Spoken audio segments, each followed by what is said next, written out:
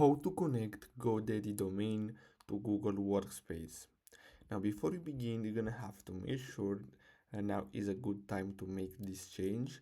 It can take time for the rest of the internet to learn about your new MX records. You might keep receiving email with your old email period during this time.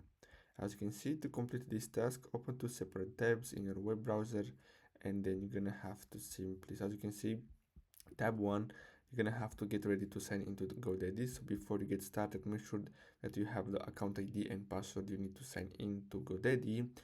And then the second tab, you're gonna have to open the Google Workspace setup tool. So you get instruction and complete this task using the setup tool. You also use the tool to add any remaining email accounts.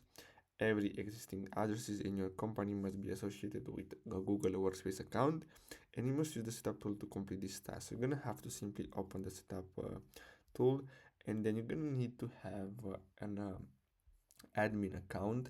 So you're gonna have to simply click on add account and then simply add your Google Workspace account, and then you're gonna be able to connect GoDaddy. So I hope you found this video helpful. Thanks for watching.